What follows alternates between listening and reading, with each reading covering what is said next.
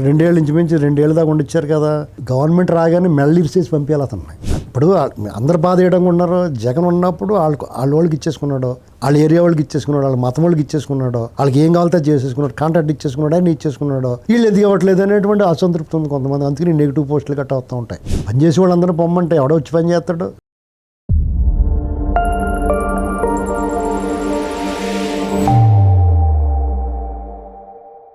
నమస్తే, welcome to think Andhra.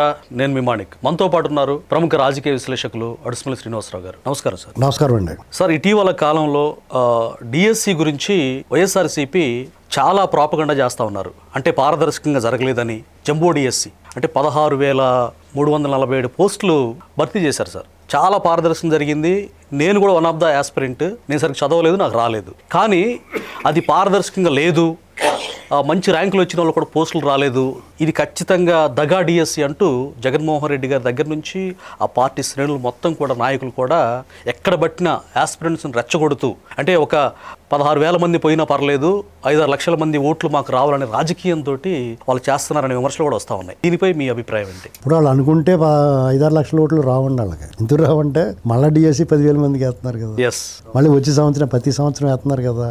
కాబట్టి వాళ్ళు అనుకుంటారు. మీకు ఇక్కడ మనం ఆలోచించాల్సింది ఏంటంటే, ఇప్పుడు జగన్మోహన్ రెడ్డి అయినా సరే ఇలాంటి తెరచోట ఎవరాలు వాళ్ళు చేస్తారు. వాళ్ళ నాన్నగారి దగ్గర నుంచి అలవాటు ఇది. ఎందుకంటే వాళ్ళ అధికారంలో ఉన్నప్పుడు వాళ్ళు మనుషులను వేసుకుంటారు. కులం, మతం, ప్రాంతం, ఈ మూడాటిల్లోనూ ఎవరు అందుబాటులో ఉంటే వాళ్ళు వేసుకుంటారు. అదే జరుగుతూ వచ్చింది. అందుకనే మీకు ఎక్కడ చూసిన ఎంప్లాయీస్ అందరూ వాళ్ళే ఉంటారు. మీరు చూసుకోండి, కావాలంటే జల్లెడి పెట్టి ఇలా జల్లించండి. మేము అంత లోతుకి వెళ్ళలేదు. ఎవరైనా మనుషులే కదా, ఉద్యోగం రాని ఎవరు కొత్త వేయట్లే అనుకుంటాం మనం. వాళ్ళకి అదేం ఉండదు. కానీ కరెక్ట్ కీలకమైన టైంలో వాళ్ళకి పని చేస్తూ ఉంటారు వాళ్ళు. అట్లా ప్రభుత్వంలో కూడా వాళ్ళకి సంబంధించిన వ్యక్తులనే పెట్టుకుంటారు. ఇప్పుడు వెంకటరామరెడ్డి నుండి మొన్నటిదాకానే మొన్న అతను డిబార్ చేశారు. సచివాలయ ఉద్యోగులు 2 ఏళ్ళు ఇంచుమించు 2 ఏళ్ళ దాకా ఉండిచ్చారు కదా. గవర్నమెంట్ రాగానే మెల్ల ఇరిసేసి పంపించాలి అతన్ని. మామూలుగానే అయితే యాక్షన్ గట్టిగా ఉండాలి. యాక్షన్ గట్టిగా మెల్ల ఇలా ఇరిసేయాలి, కోడి మేడ ఇరిసినట్టు. అతనైతే అలాగే చేస్తాడు. జగన్ అయితే మంచోడు కాబట్టి చేయలేదు. వీళ్ళు మంచోడు రా అనుకున్నాడు అతను. వీళ్ళు మంచోళ్ళు రా బాబు, నన్ను వదిలేశారు అనుకున్నాడు. లేదు, అనుకోలేదు. ఆ పార్టీలో ఏదో ఎమ్మెల్యేనో ఏదో సీట్ ఇస్తారని అది ఎలాగైనా సావనే ఉండే. వీళ్ళు చాలా మంచోళ్ళు కాబట్టి నన్ను, ఇప్పుడు ఎవడన్నా ఏమనుకుంటాడో, వీళ్ళు మంచోళ్ళు రా బాబు, నన్ను వదిలేశారు అనుకుంటాడు కదా ఎవడన్నా. అలా అనుకోలేదు. అటువంటి సన్నాసులకి ఇచ్చే ట్రీట్మెంట్ డిఫరెంట్గా ఉండాలి, లేకపోతే ఇలాగే వస్తాయి. ఇప్పుడు ఇక్కడ లోకేష్ గారు ఇచ్చిన మాట ప్రకారం డిఎస్సి వేయటమే కాకుండా అత్యంత పారదర్శకంగా వాళ్ళు ఎలా ఎదవైడ్ ప్లాన్నే ఉండే. మనం లోపల ఉన్నా మనకు తెలుసు కదా ఏం జరుగుతుందో. అసలు వాళ్ళు సూది మోపనివ్వరండి ఎవరికైనా. అడ్డగోలుగా వ్యవహారం చేయడం దొబ్బదేళ్ళ గవర్నమెంట్లో. అదే కొంతమంది దొబ్బదేగులు వీళ్ళ మీద ఏడుస్తారు.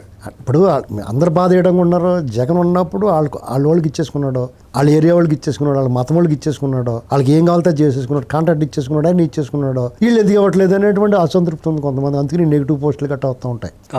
మీకు అర్థమైందా? మీకు ఈ ప్రభుత్వం మీద నెగిటివిటీ ఎలాంటి నెగిటివిటీ ఉందంటే, జగన్మోహన్ రెడ్డి పార్టీ పదవులు కానీ, ప్రభుత్వంలోని కార్పొరేషన్లు లాంటి డబ్బులు వచ్చి పదవులు కానీ ఎవరికి ఇచ్చుకున్నాడు? తన అనుయాయులకి. టీడీపీ ఎవరికి ఇచ్చుకుంది, లేకపోతే కూటమి ప్రభుత్వం ఎవరికి ఇచ్చింది? 2 చూసుకుంటే తెలిసిపోద్ది మీకు.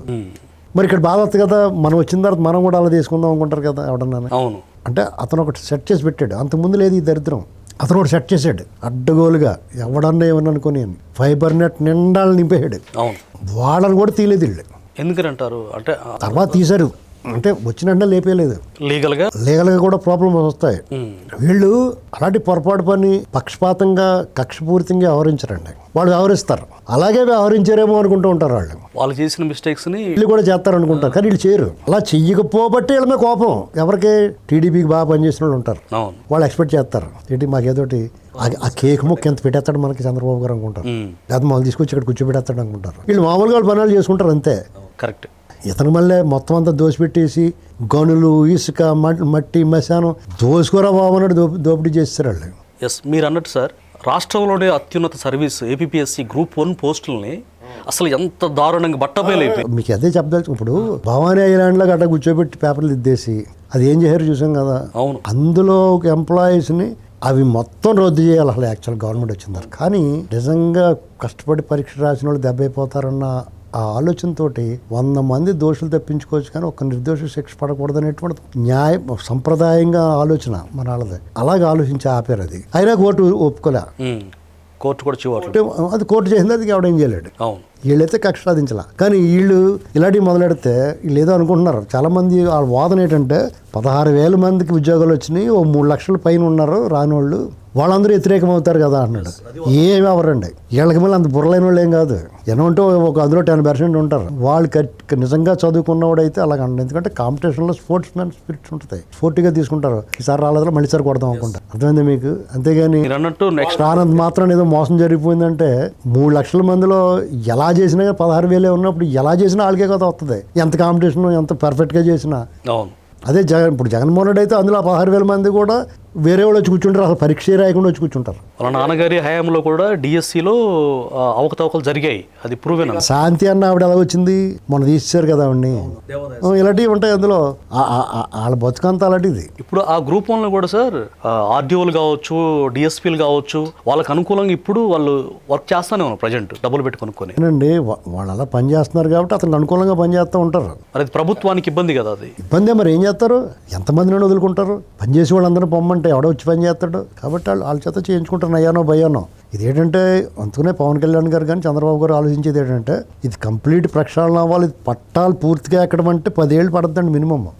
మీరు గతంలో కూడా ఇలాంటి వాడు మళ్ళీ రాడ్ అనేటువంటిది ఆడికి సహకరించిన బ్యాచ్కి అర్థమైన తర్వాత వాళ్ళు కరెక్ట్గా పని చేస్తారు. అంటే ఇంకా అతను రాడ్ అని పదే ఎందుకు చెప్తున్నాడు అనుకుంటున్నారు, పెట్టుబడిదారులతో పాటు ఈ లోపల పని చేసేవాళ్ళు కూడా మీరు ఏదనుకుంటున్నారు వాడు వస్తాడు రాని మా అబ్బాయి అని చెప్తున్నారు. ఇండికేషన్ ఇండైరెక్ట్గానే డైరెక్ట్గానే. మరి నెక్స్ట్ ఇప్పుడు ఈ రాజకీయాల వల్ల ఆయన ఇంకా డ్యామేజ్ అయ్యేటువంటి పరిస్థితి నెలకొంటుందని మీలాంటి రాజకీయ విశ్లేషణ చెప్తా ఉన్నారు. నెక్స్ట్ 2029లో ఇతని పరిస్థితులు ఎలా ఉండబోతున్నాయి, ఎలాంటి ధర్నాలు హర్తాళ్ళు ఏ మేరకు ఆయనకి డ్యామేజ్ చేసే ప్రమాదం ఉందంటారు? ఇప్పుడు వాళ్ళు ఏం మారరండి, అతను అలాగే మాట్లాడతాడు. నేను కూడా అలాగే మాట్లాడాలని కోరుకుంటున్నాను. ఎందుకంటే అది బాగా మాట్లాడేసి మంచోడైపోతే మళ్ళీ ఈ మొఖాన్ని ఎక్కడ భరిస్తాం మనం? అర్థమైందా? మంచోడిగా నటించేసేయడం కూడా రేపు మళ్ళీ ఎక్కేస్తాడు మీదకే. అంచేత నువ్వు అలాగే ఉండరా బాబు అనుకుంటున్నాను నేనైతే పర్సనల్గానే. మామూలుగా అయితే అలాగే ఎందుకుంటున్నాడు, తెలియక బుర్ర తక్కువ అనుకుంటున్నాం. కానీ మామూలుగా అతను అలాగ ఉంటేనే సేఫ్. ఎందుకంటే ఇది మారడరా బాబు అనుకుంటారు. ఇంకోటి ఏంటంటే అసలు ప్రభుత్వం చేయాల్సిన పని ఏంటంటే కొత్తగా చట్టం తీసుకురావాలి.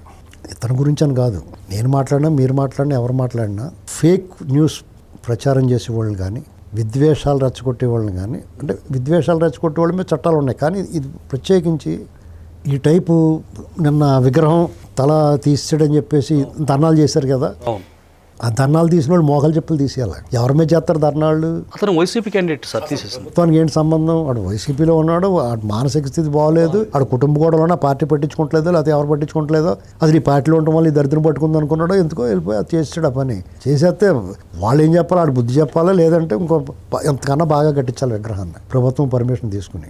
అంతేగాని ధర్నాలు చేస్తే ఎవడి మీద ధర్నం చేస్తారు వాళ్ళు? అతను ఆ పార్టీ వ్యక్తి అన్న విషయాన్ని హైడ్ చేసి టీడీపీ మీద ప్రాపగండా అలాంటివి చేసినప్పుడు మోకాలు చెప్పులు తీయాలని చట్టంలోనే రాయాలి, నీ రీప్లేస్మెంట్ ఉండాలండి. అంత కఠినంగా ఉంటేనే వీళ్ళకి మన దేశం అంతా అక్కలేదు, మన రాష్ట్రంలో ఉండాలి. వీళ్ళు అలాంటి వాళ్ళు, వీళ్ళకి అంత కఠినంగా ఉండాలి. గల్ఫ్లో దొంగతనం చేస్తే గుత్తులు గడి తీసేస్తారా? ఎవరైనా దొంగతనం చేస్తారు అక్కడ? ఇక్కడ కూడా ఒళ్ళు దగ్గర పెట్టి వ్యవహరిస్తారు. ఇప్పుడు పాస్టర్ గారు చనిపోయాడు, ఆ పాస్టర్ గారు ఆయన ఏం ప్రాబ్లం ఉందో లేకపోతే తాగేసి చచ్చిపోయాడు, లేకపోతే ఏమన్నా కావాలని ఉండాలి, విధి వక్రించింది అని చనిపోయాడు. దాన్ని వీళ్ళు చంపేశారు అన్న వాళ్ళందరూ కూడా రీప్లేస్మెంట్ చేయించాలి. అలాంటి చట్టం ద్వారా అరికట్టాలి. ఎందుకంటే లేకపోతే ఏంటంటే ఇది ఎంత అల్లకొల్లమైపోద్ది. పీస్ఫుల్గా ఉన్నవాళ్ళు ఇప్పుడు ఇలాంటి వాళ్ళ వల్ల క్రైస్తవం పట్ల ఎవరికి దురభిప్రాయం లేదు.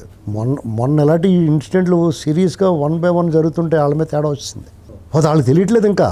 ఇప్పుడు అభద్రతాభావం పెరిగింది వాళ్ళకి, ఎప్పుడు లేదు అది. అంటే జగన్మోహన్ రెడ్డికి క్రైస్తవ ఓట్లు గంపగుత్తగా తనే ఏమేరండి. మీకు ఏం చేస్తారు తెలుసా? మీకు వీడి వల్లే మనం చెడిపోతున్నారో బాబు, వీడిని ఒకసారి మట్టంగా తొక్కేస్తారు. మేలుకొలుపు వస్తుందంటారు సార్ క్రైస్తవ సమాజానికి. వాళ్ళకి జ్ఞానవంతులు అండి వాళ్ళు నిజంగానే. కొంతమంది ఉంటారు అన్ని మతాల్లోనూ నీచ నికృష్టులు ఉంటారు, స్వార్థపరులు ఉంటారు, డబ్బు కోసం పడే వాళ్ళు ఉంటారు, ఆ పక్కదారి పట్టి వాళ్ళు అన్ని మతాల్లో ఉంటారు. ఇందులోనే ఉంటారు, అందులోనే ఉంటారు. అయితే డెఫినెట్గా అందులో కూడా ఏమో మతంలాగా ఉండాలి, మన ప్రార్థన, మన గొడవ, మన దేవుడు, ఈ లెక్కలో ఉండేవాళ్ళు ఈ నచ్చ వాళ్ళకి. Thank you sir.